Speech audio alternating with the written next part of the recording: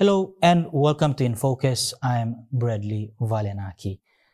Natural disasters and man-made disasters the world over many times causes problems to the societies we live in and very much for the people that occupy this areas. And as a result, they move from one place to another. But it's important to capture this data of how much or how many people have moved on from these places as a result of these natural or man-made disasters. And this is part of the IOM's work. And I'm privileged to have with me in the studio to talk about Displacement Tracking Matrix. And I have with me gentlemen Peter and Simon. Gentlemen, biblical names, but thanks for coming onto the program. Here in Papua New Guinea, many people don't know about this still. Tell us about what this actually means. All right, thank you so much, Bradley. Thank you, viewers. I'll start by touching on what we call IDPs, which means internally displaced persons. These are people that have been forced to leave their homes because of, say, for example, the effects of natural hazards or human-induced hazards. And they're forced to leave their homes to seek refuge in other places. So, for example, in Papua New Guinea, we have a number of documented IDPs. For example, following the eruption of Manam volcano in Madang province in 2004, we had people moving from Manam to the care centers in Mangem. We also have examples of the volcanic activity of Mount Ulawun in West New Britain in 2019, where about 8,041 people were displaced from their homes. Some they moved to care centers, some they moved to schools, and other places where they felt safe from the volcanic activity. So when people are displaced, they need to generate displacement profile to gather data on their demographics and the life-saving needs. So IOM is a system that we call the Displacement Tracking Matrix. This is a tool that is designed to monitor population movements as well as displacement.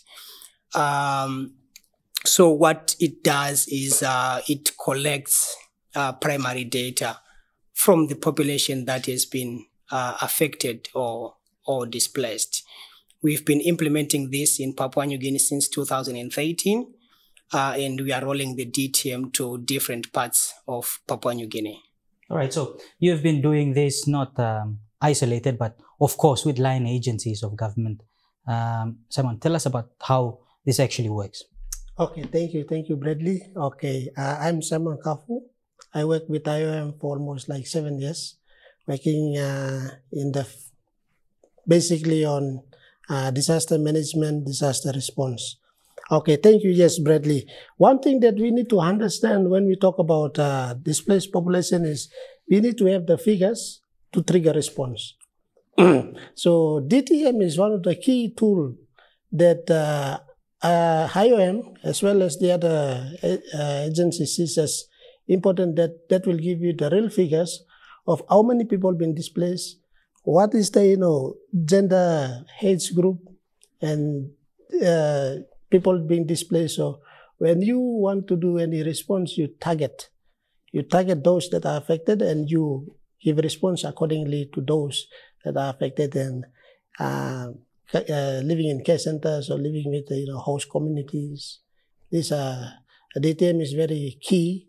Is a very key tool that it collects information and triggers response based on targets. All right. So, Simon, I think time all people you watching this program, plenty I got ask him time disaster he come up, plenty money ask him how much people you move you go long start long display how much money die, how much money suffer long display time. So I think this plan important long display side. Yes, supply time lo plus blue you me by me looking more same. You mean okay same halvim lo government. Okay, the reason is the government doesn't know the number of people that are being affected and how many that I need to provide those assistance. Plenty time we give response based on emotions. Plenty of time we just do blanket, and we are targeting the real needs in the community. So DTM and one key tool where it is very, very important in the country. Okay, so in its implementation, Peter, how do we actually go about doing this? Do you go on the ground and actually do the work yourself, or the disaster officers from the provinces or from the national level actually collect that data with the help of the IOM? Well, so the system utilizes different tools. We have assessment forms that we deploy following a crisis. We have data analysis tools that we use to analyze the data. Then we produce information products. So in the event of, say, for example, there's a natural hazard and people are displaced, we work closely with the government at all levels. At the national level, we work closely with the National Disaster Center, the NDC, and at the province, we work with the PDCs, which are the Provincial Disaster Coordinators. Where there is need to deploy teams from Port Moresby, teams are deployed coordinating closely with the disaster management team, as well as the National Disaster Center. And where the provinces, you have the capacities to deploy teams at the provincial level, they can deploy teams. Then, of course, if they need support remotely, we'll be on standby to provide such kind of support. So it's a mix of the UN, other members of the disaster management team, the NGOs, the faith-based organizations. We also have private sector supporting such kind of responses. And of course, it's done in close cooperation with the government, both national and sub-national. All right. You're watching Infocus. We'll take a short break and come back on the other side with more of the discussions.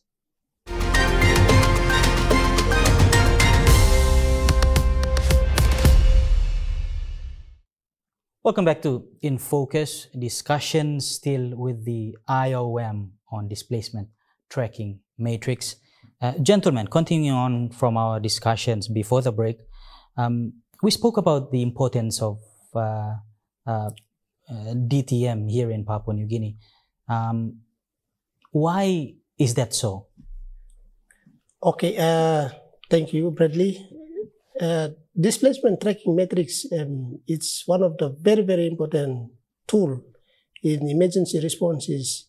You know, we collect information that help the government to plan. So most of the times we have, done a support or funding coming for relief assistance. People provide funding without knowing how many people to feed, what is the gender group in the community, the age group. So displacement tracking, one thing that I've seen as is very, very key, because any given state number of the population affected, age group, it also determines issues such as protections for especially females, and also it helps us to plan what will come after. If people living in the care center, what's come after the care center? Is there going to be any development to cater for the needs of those population? We're looking also at protection issue. How many population of females in that community or in that care center? So basically, plant marry, then you need security assistance from security. We are looking also at children 4 and below, infants. So is there a need for help or nurse to be present to provide assistance to them? And also those with disabilities. Exactly, yeah, disability. So when we talk about displacement tracking matrix, we cover the entire population, we cover the entire age group, and we see and can differentiate into classes of groups of, infants, children, adolescents, adult, elderly, and disabilities also included. Okay, and looking at Papua New Guinea's position on the globe, we are prone to disasters because of the geographical location. So just to add to what Simon mentioned, as you may be aware, Papua New Guinea sits on the Pacific Rim of Fire, and it ranks within the top 10 countries that are most vulnerable to natural hazards. And based on the tracking information that we've gathered for Papua New Guinea, the country experiences on average 3 to 4 emergency situations every year that requires a response by the government as well as partners. So because of the vulnerability of communities to such hazards, not only natural, but they are also human-induced. For example, if you look at some parts of Papua New Guinea, where there's tribal conflict, which in most cases forces people out of their homes, there is need to collect data largely to inform evidence-based planning, as well as responses to the multi-sectoral needs of those that have been affected by displacement. So we've been running some trainings within the provinces to strengthen the capacity of state and non-state entities, including the community members those that are affected directly by these disasters, to be better prepared to collect evidence-based mobility data when such incidences do happen. All right, so we talked about the man-made disaster. I think it's in Papua New Guinea very challenging because many times tribal fights happen in rural Papua New Guinea, especially in the highlands. Yes, so one of the provinces that has benefited from the displacement tracking matrix training is Yela province, where we conducted a training to 45 participants, including those that were impacted by the 2018 7.5 magnitude earthquake. Following that training, there was a tribal conflict incident that happened in February this year, where hundreds of families were displaced, and the group that were trained were able to quickly mobilize, generate data, and within the first 72 hours, a response had already reached those that were affected. That information that was generated through the DTM did not only inform the response, but it also informed the recovery phase of those that were now returning to their homes following the displacement. All right. So, Simon, look long display. Me talk long man-made disaster inside long country and a natural disaster. Time all money kisim bagarap na ting blong all no stop straight. How true you plus go inside na kisim all information osem you talk. Okay, thank you. Kanos Peter talk finish. Me pla conducting training on key focal line in the community. Kanos community leader or usat councillor staff, get church rep staff. All this line now all kisim training. So with the training that we provide, it helps them to differentiate between clusters of population when you want to collect information. Some people, they go straight and collect the eligible voters, And some people, they go and collect, house. They forget about the children. They forget about the disability. So when we conduct a training targeting those key focal points in the community, at least we try to tell them, you need to differentiate the type of information that you want to collect. You're not collecting only for the eligible voters, but you're collecting population figure inside one household. How many people in the household, you collect that information. If the household has the father and the mother and the children, we need to know the age group. We need to know how many in that household, time trouble fight come up and they're displaced. We need to have those information so that we can, like what Peter mentioned, we can better prepare to plan and provide relief assistance to them. And after they recovered, we can also plan for better future, like building schools, because their schools have been banned by tribal enemies. All these things we're looking at that. So DTM, Displacement Tracking Matrix, it covers everything when you want to look at the how emergency response should work. Now, and in a country like Papua New Guinea, data is hard to come by. Data for the many needs we have for development here in Papua New Guinea. Yes, I think by looking in PNG, when you talk about flooding, or when you talk about disasters happen like man-made trouble fight, people, they collect blanket data. Blanket data minimal, number of houses, number of months, but we want to know the age group in between that number that we collect. Some time only talk, all giving population like number of houses, and there's a missing gap between the age in that house. The age group between 0 to 4, how many? Or you get some female population staff disability, these are missing information. So with the DTM now, also, IOM already conducted in the country is try to get, key people to understand how to collect information. when there's a situation like disaster situation happening in the country. Right. Good discussions there. We'll take a short break and come back on the other side and continue with more.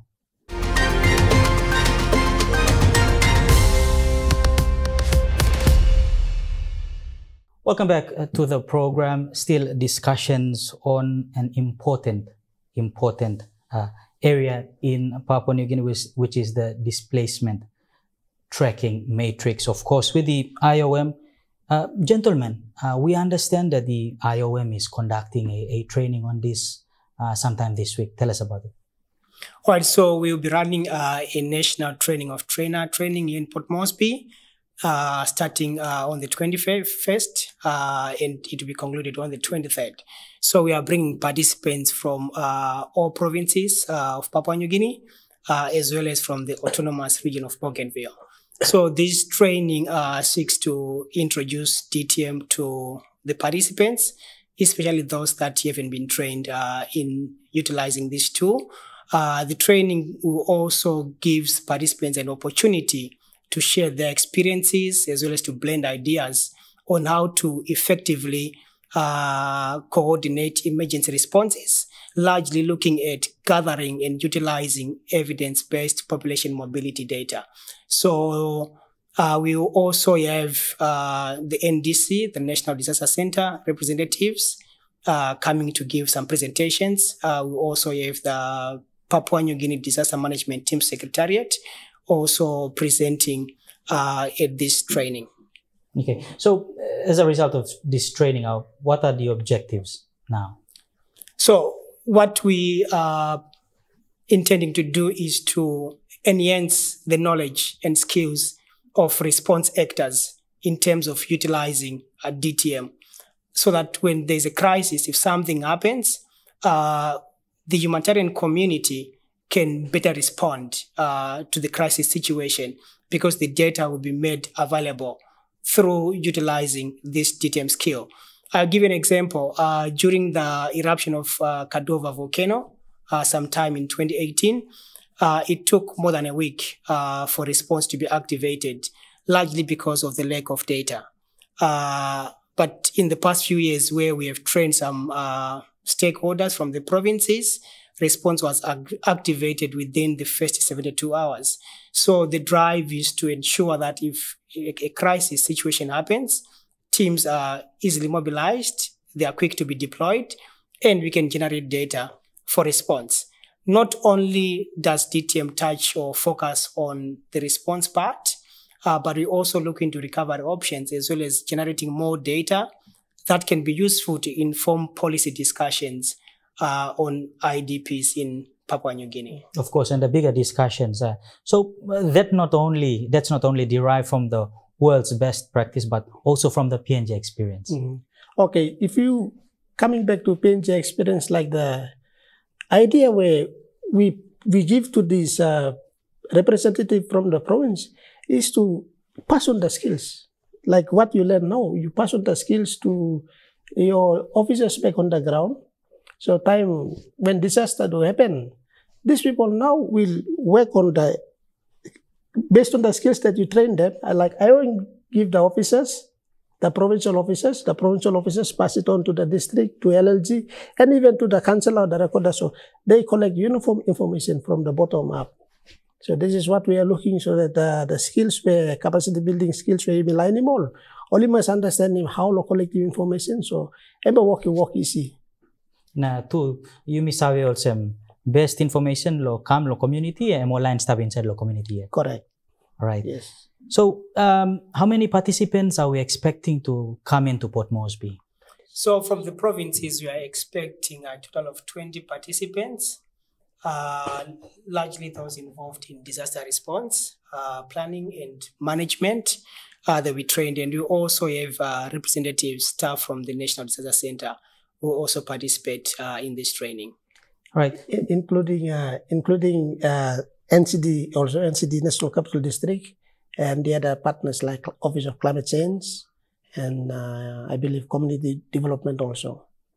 So Peter, there are people behind this program who have been supportive and of this program actually, which kicks off this week. So this week's DTM training is being funded by the Bureau for Humanitarian Assistance, the BHA USAID, and will be delivered over the next 3 days, starting tomorrow. All right. We wish you all the best, gentlemen, in this endeavor and the wonderful work that IOM is doing. Thank you very much. Thank you, Bradley. Thank you very much. All right, we have come to the end of the program now, and if you have comments on tonight's program, you can email us on the email now showing, or you can engage with us on our social media pages, or you can catch this program a little later on YouTube. From all of us here in the studio, stay safe. Bye-bye.